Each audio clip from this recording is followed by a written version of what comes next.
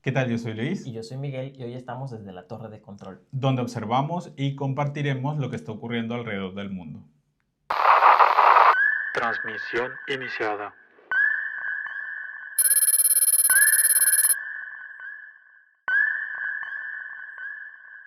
Muy bien, una noticia que ha estado agarrando mucha fuerza esta semana es el conflicto que hay entre Estados Unidos y Venezuela.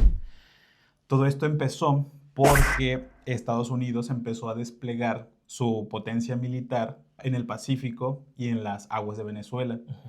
Entonces empezó a mandar buques de guerra, aviones de combate y también algo que ha empezado a hacer es que está atacando embarcaciones que se supone que llevan pues sustancias ilícitas hacia otros puntos. Ante esto, el gobierno de Nicolás Maduro dice que estas estrategias que está tomando Trump son para pues quitarlo del poder o cambiar de régimen y él poder aprovecharse de los recursos de Venezuela. Entonces, la postura que han tenido dos potencias muy importantes, que son Rusia y China, es pues apoyo total a Venezuela y esto afianza la alianza que pues se tiene o se sabía que tenían. Entonces, esto crea Ujú. aún más una tensión por todo el tema geopolítico que pues está en aumento, ¿sí me Sí, entiendes? sí, claro. Pero bueno, hasta aquí hemos entendido esa parte, Sí. ¿verdad? Pero ahora mi pregunta es, en el margen de lo legal o en el tema legal, ¿qué tan permitido es todo esto que está haciendo Trump? Pues mira, había una resolución que había puesto el Senado de Estados Unidos que de alguna manera limitaba la autoridad que Trump tiene sobre las fuerzas militares de su país. Ujú. Entonces, ahorita recientemente el Senado ya bloqueó esa resolución, lo que quiere decir que Trump tiene total libertad Claro. de poder de poder desplegar sus tropas o ejercer su soberanía contra Venezuela. Y otra de las cosas con las cuales el gobierno de Estados Unidos se justifica es que es un no conflicto internacional contra el crimen organizado. Entonces, es una de las formas como ellos se escudan, por así decirlo, para no declarar formalmente una guerra, pero sí poder tomar acciones sobre un Ujú. territorio que no les pertenece. ¿Sí me Ok, entiendes? sí, sí, sí. Bueno, y una de las razones por la que esto está sucediendo ahora es porque él sostiene que precisamente eso que te vas contando tú. Ujú. Él dice que embarcaciones con sustancias ilícitas pasan cerca de Venezuela o salen desde Venezuela. Entonces, Ajá. esa es una de las principales razones por las que Trump está en contra de Venezuela ahorita. Y la otra también es que se ve la mala administración que ha llevado Nicolás Maduro con con su gobierno. Entonces, todo lo que ha generado, ¿no? El conflicto social, el Claro. conflicto económico, el conflicto migratorio, que también es un conflicto social, y todo esto de alguna manera afecta a Estados Unidos, y entonces Trump se agarra de ahí para irse contra Venezuela. Y seguir justificando Exactamente. esa parte. Sí. Muy bien, y ahora, ¿cuáles son los riesgos más visibles que puede desencadenar esta situación? Principalmente son una crisis humanitaria o una crisis migratoria que pudiera surgir si la población, por ejemplo, de Venezuela empieza a tener miedo, si estos ataques resultan, pues, ser reales, ¿me Ujú. entiendes? Entonces, ¿qué va a pasar? Pues obviamente la población va a querer salvaguardar su integridad, su vida, y empiezan a migrar a otros países, pues, aledaños a Venezuela o incluso Ujú. más lejos. Entonces, esa migración descontrolada sería como un problema que también desencadenaría en problemas económicos, problemas de seguridad. Otra también muy importante es estas alianzas que ya mencionamos de Rusia y China y otros países que también han mostrado su apoyo a Venezuela es, dado el caso, avance este conflicto y que Estados Unidos tome acción, pues obviamente ellos van a Ujú. reaccionar, Van a ¿sabes? tomar parte. Ajá, entonces la pregunta es, ¿qué van a hacer? ¿Cómo avanzaría o qué tan dramático se pondría todo este conflicto? Y por último, algo que estamos viendo es la soberanía de los países, ¿sí me entiendes? ¿Qué tanto poder tienen otros países sobre otras soberanías? Entonces, ¿qué tan permitido es que yo ejerza mis acciones o lo que a mí me plazca sobre otros países? Ujú. Porque muchas naciones están observando. Entonces, si ven que a Estados Unidos no se le pone un alto, van a decir, ah, yo también puedo. ¿me Claro. entiendes? Ujú. Entonces es como el que se empieza a descontrolar todo esto al ver que no hay como una rigurosa pauta, regla o leyes que digan de que no. O sea, no te escudes bajo estos temas de que vas contra estas bandas delictivas o este tráfico de sustancias ilícitas para poder ejercer lo que tú quieres o lo que en realidad quieres sobre ese país. Ok. Ujú. Y ahora, ¿por qué esto nos interesa como sociedad? ¿Cómo nos afecta a nosotros? ¿Por qué deberíamos de estar interesados en este tema? Claro, es muy importante que sepamos qué es lo que está ocurriendo, sepamos cómo está avanzando este conflicto, porque, como bien te lo mencionaba, se pueden desencadenar problemas de seguridad, problemas de economía y problemas de migración. Entonces es estar preparados para ver cómo vamos a reaccionar. Y básicamente es eso, estar preparados para poder reaccionar en tiempo y forma a este tipo de situaciones. Y lo otro que ya te había mencionado, sepamos cuáles son las leyes, cuáles son los marcos legales que no se deben de traspasar para así nosotros responder como nación hacia otras naciones que quieren ejercer su Ujú. soberanía sobre nuestro país. Ok. Básicamente serían esas las dos cuestiones que yo te pudiera decir que son muy importantes y que debemos de estar muy atentos a cómo evoluciona todo esto. Ok, perfecto. Bueno, y otra noticia que estuvo sonando mucho esta semana fue la del crematorio Xibalba en Chetumal, en el estado de Quintana Roo. Y pues bueno, todo esto empezó porque, bueno, para empezar, el crematorio estaba ubicado en una zona, pero en esa zona había ciertos lotes baldíos. Ajá. Y entonces, cerca de esos lotes, los vecinos empezaron a sentir como olores extraños y todo eso, y pensaron en primera instancia que eran restos humanos. Pero también empezó como la especulación de tal vez son los del crematorio que ponen ahí a sus mascotitas. Entonces todo esto se hizo como que un poco viral dentro de la zona y llegó pues a oído de personas que fueron clientes de ese crematorio. Y para eso llegó una muchacha que llevó a su perrito, que su perrito se llamaba Oso, y ella había sido cliente días previos Ajá. a que la noticia empezara a hacerse un poco más pública. Y ella en su desesperación, pienso yo, fue a uno de estos lotes baldíos y se encontró con los restos de su animalito, de su mascota. Y pues obviamente lo reconoció y allí fue el video cuando ya se hizo viral. A esto hacerse ya viral, muchas otras personas empezaron a ir a esos lotes a buscar a sus animalitos para ver si los reconocían. Entonces es aquí cuando ya el 30 de octubre se hace pública esta noticia y pues sí, efectivamente hay más de 200 casos, pero se dice que puede extenderse a más de 600 porque este local ya llevaba más de 4 años laborando, pero el cuestionamiento que dicen aquí las personas afectadas es que cómo un lugar pudo trabajar, sí, o sea, pudo dar servicio eh, sin previa investigación, sin previos permisos, dónde estaban las personas, las entidades que regulan este tipo de permisos, que hacen auditorías, porque es que resulta ser que los hornos donde supuestamente cremaban a las mascotas nunca fueron usados.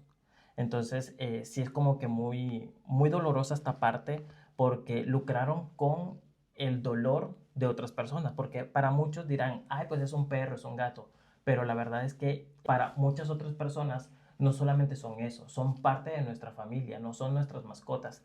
Y pues bueno, para el día de hoy ya la Fiscalía General del Estado de Quintana Roo ya tomó acción, hay muchísimas denuncias, hay 2 personas ya detenidas, el primero es el dueño del lugar y el segundo es la administradora. Sí, aquí algo triste y decepcionante es lo que mencionas, que lucraron con el dolor de muchas personas. Estamos hablando de seres vivos que compartieron pues sus días con diferentes personas. Imagínate si estabas culminando tu duelo o estabas empezando tu duelo, este proceso tan complicado, y luego enterarte de esto que está sucediendo, pues sí es un golpe bastante fuerte, algo que es como volver a comenzar, esa incertidumbre de no saber si lo que tienes en tu casa, esa urna que está en ese lugar especial o esa urna que pusiste Ujú. en el altar en estos pasados días de muertos, si realmente estaba tu mascota ahí, bueno, los restos de tu mascota, o qué es lo que a ti te dieron, ¿sí me Ujú. entiendes? Sí, claro. Entonces sí es muy frustrante y es muy injusto que estas personas se aprovechen de eso y mientan. Ujú. Entonces, qué bueno que las personas están denunciando, que están presentando pues sus casos con las dependencias correspondientes y esperamos que haya justicia y haya también un cambio de leyes y como bien dices tú, ¿cómo pudo un establecimiento estar operando durante más de 4 años sin que haya habido auditorías Ujú. o visitas constantes para que las regulaciones de dicho establecimiento estén al pie de la letra? Claro. Entonces, ahí también es un tema de que hay corrupción. Entonces, imagínate, es desde el inicio de la vida hasta el final de la vida, la corrupción está presente y ya es cansado y es frustrante el que sigan ocurriendo tantos casos de abuso de autoridad. Entonces, qué bueno que esté avanzando el caso, que se encuentren a los responsables y pues haya un cambio de leyes o estas dependencias gubernamentales hagan lo que de verdad deberían de estar haciendo. Otra noticia muy interesante es que Rusia está desarrollando una vacuna como tratamiento para ciertos tipos de cáncer. Entre los mencionados estaba el de melanoma. Esta vacuna se llama Enteromix y fue desarrollada por el mismo centro de investigación que desarrolló la vacuna Sputnik, que es la que se estuvo aplicando durante pues el COVID-19. Ujú. Esta vacuna lo que hace es secuenciar el tumor del paciente y con ellos identificar los antígenos únicos de estas células cancerígenas y después desarrollar la vacuna. Entonces lo que va a hacer esta vacuna es entrenar a nuestro sistema Ujú. inmunológico para que pueda detectar esas células cancerígenas y poder atacarlas. Según algunos reportes, empezaron pruebas en junio de este año. Se presentaron 50 voluntarios y pues en ellos están haciendo todas estas pruebas, según Ujú. estos reportes. Lo que promete esta vacuna es que no es preventiva, sino terapéutica. O sea, va a accionar cuando ya haya un cáncer pues establecido en el cuerpo del paciente. Entonces es una vacuna que es personalizada para cada paciente. Ok, que fíjate que esa parte fue algo que me gustó mucho, que me llamó mucho la atención, porque varios expertos en este tema decían que el hecho en que sea personalizada consideran muy prometedora esta vacuna precisamente por eso, Exacto. porque no es lo único, no es lo mismo que tu sistema inmunológico al mío, ¿sabes? Entonces, el hecho en que vaya a ir personalizada para cada paciente hace que sea, como ya te lo dije, muy prometedora la vacuna. Entonces esto hace que la vacuna pues reaccione como tiene que reaccionar Ujú. en cada pues cuerpo de los pacientes. Entonces es un avance bastante prometedor. Como bien dije, es un avance bastante largo y pues complicado, pero pues tiene que suceder. Cuenta de 3 fases: revisiones de seguridad, eficacia, efectos secundarios y por último pues el seguimiento que se le da a los pacientes ya después de habérseles aplicado La vacuna. esta Ujú. vacuna. Ok. Y pues esa es la información que hay respecto a esta vacuna Enteromix.